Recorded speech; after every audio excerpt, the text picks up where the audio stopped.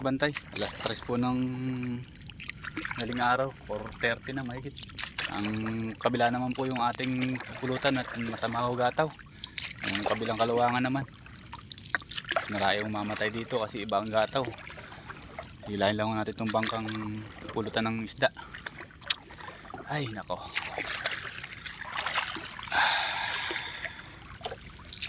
dito naman sa mayroon man nung hindi naman nung ganun ka sa kaluwangan, bilang kaluwangan. Dito tayo sa kabila na to, dahil lang rin bangka. Ay naku po,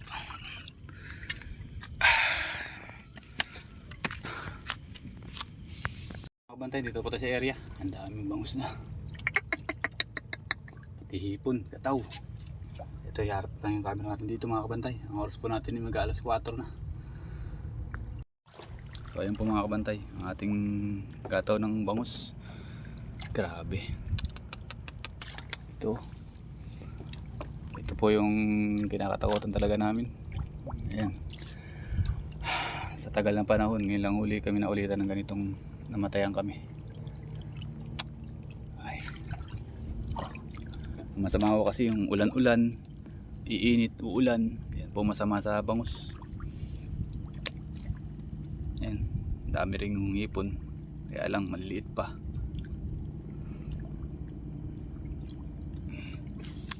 So tara, pulutin na natin mga patay. Meron na mga patay dito. Update ko na lang ako kay mamaya pag liwanag mga kabantay. Sa ganito pong oras na pagkagataw ng isda at masama ang tama, marami pong babagsak to. Alas 4 pa lang ho, marami ng patay. Nagsisiharaan na, lalo ho ito pag umaga na. Grabe oh. Hi Lord, ba't ba ganito? Ayan, sama ng disgrasya namin. Ito kami na aasa na kahit paano kikita ng konti. Disgrasyahan pa kami. Sana naman may gusto nito mga kabantay. Talagang sumasapit ito talaga sa buhay yan. Kaya nga lang po ay nako, nakapanghinayang po.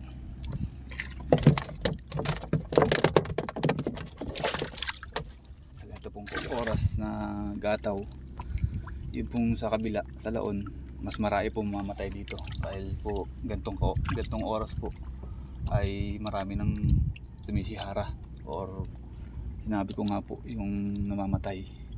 Yan, nakaputol tayo. Ito na nakapulot natin. Ay nako, tara, mamaya na lang po pagliwanag mga kabantay. Tayong patay oh. Yan pa, ito pa, mga nakalubog na. Ay nako, alas 4 na. Lalo yung isa pa umaga, sigurado po maraming sisihara. Ay nako Lord. Ayan, ang dami niyan. May mga namumulot na rin ho doon. Ayun. Ayan, dahil pa umaga na. Hirap. Ang hirap po dito yung pamumulot sa hapon, mga bandang alas 3, alas 4. Dahil po yung ibang lubog ay nung palang nagataw, pala sila lulutang. So ayan, umaga na. Nadali natin to sa central para mayeluhan na. Ayan. Tayo to sa tindahan siguro to. Ayan, tara, let's go na.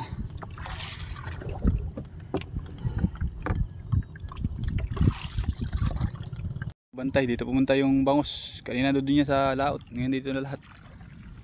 Andun niya kanina, doon sa may bakaw na yan. Ngayon dito na. Daming gataw. Dami niya ng puro bangus. Ayan, kasarado muna tayo. At mapasok na kaluwangan. Ayan, nakawala tayo ng 2 alimango pangulam ng aking anakis. Malalambot to, mga luno.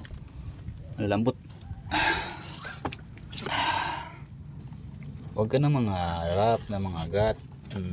Ay, iko.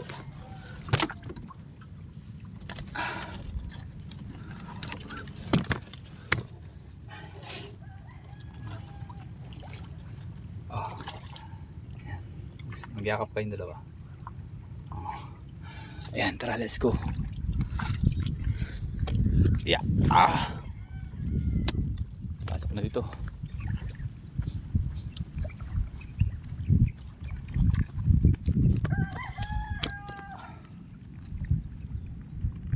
So ayan po mga kabantay, lumlumin. Gagawa tayo ng lumlumin, pinakamasarap na recipe ng buong Bulacan. Ayan, marami. Yan yung mga nasayang mga lumlumin. Imigay na lang din yan.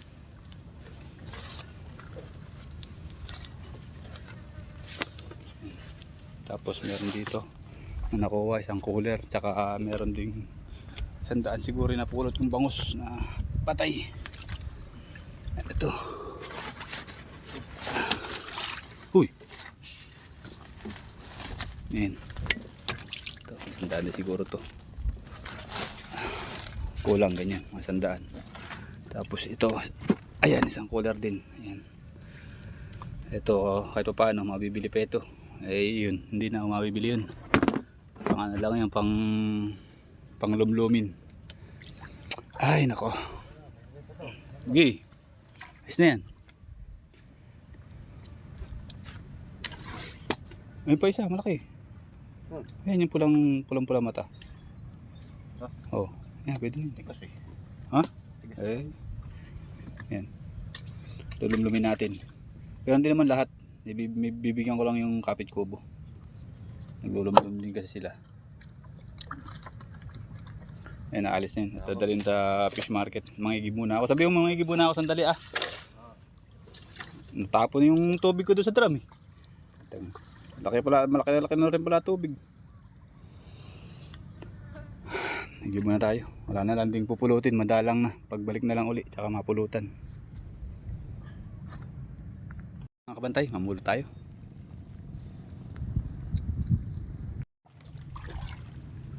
So ayun po mga kabantay. Ang daming hipon. Kaya lang ayaw magpakita. Kaya ang dami dito eh. Dito tayo. Pupulot tayo dito mga kabantay.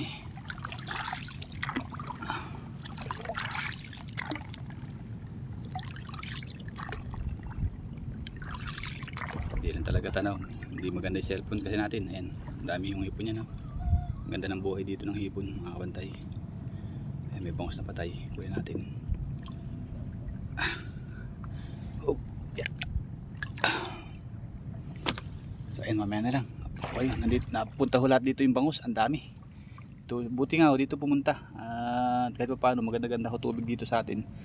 Hindi siya nadisgrasya. Pero kung doon ho siya mapipisan at doon siya nabutan ng pagputok ng araw, maraming madisgrasya.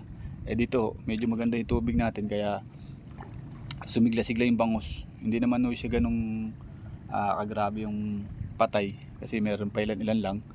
Ngayon yung langoy na isda ay maganda, no? Sa ganito pong langoy okay lang po yan, wag lang po talaga yung tumatabi. Ayan, tara po, tayo mamumulot pa. Ayan, marami nakuha na rin tayo.